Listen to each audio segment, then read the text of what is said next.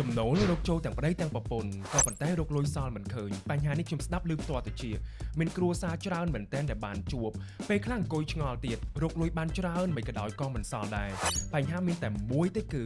ការប៉ັດទៅគ្រួសារនីមួយៗមានទម្លាប់និងរូបមន្តនៅក្នុងការទុកដាក់ប្រាក់កាក់ទៅតាមទម្លាប់រៀងៗខ្លួនគ្មានរូបមន្តណាដែលកំណត់ថាត្រូវឬក៏ខុស 100% ដែរពីព្រោះគ្រួសារនីមួយៗគឺមានបន្ទុក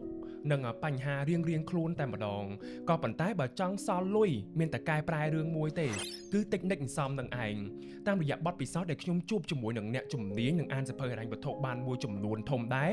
តិចនិចសន្សំមួយដែលពេញនិយមមែនទែនគឺការដកយកលុយពីចំណូលប្រចាំខែភ្លាមយកទៅទុកហើយភាគច្រើនគេណែនាំឲ្យយើងដក 10% ដោយ 10% នោះគឺគ្រួសារមួយចំនួនធំទុកជាកញ្ចប់សម្រាប់គ្រាអាសន្នណាមួយការដែលយើងយកលុយ 10% នេះទុកសម្រាប់គ្រាអាសន្ននេះវាធ្វើឲ្យគ្រួសារយើងកក់ក្ដៅផងដែរហើយគ្រួសារមួយចំនួនធំទៀតបានយក 10% នេះទុកសម្រាប់ការរៀនសូត្រឬក៏ការដែលយើងទៅរៀនវគ្គខ្លីៗបណ្ដុះជំនាញដើម្បីធ្វើឲ្យទេពកោសល្យរបស់យើងនឹងគឺកាន់តែកើនឡើងពីព្រោះថាសម័យឥឡូវបើសិនជាយើង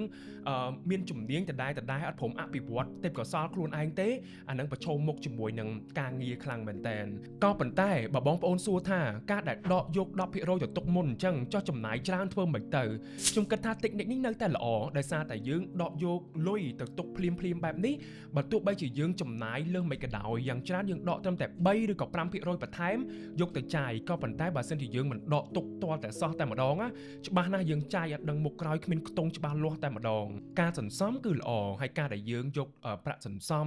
ទៅអភិវឌ្ឍជំនាញបន្ថែមអានឹងក៏ត្រូវតែគិតដែរក៏ប៉ុន្តែបងប្អូនសាកសម័យមើលបើថ្ងៃណាមួយមានហានិភ័យធំដុំកើតឡើង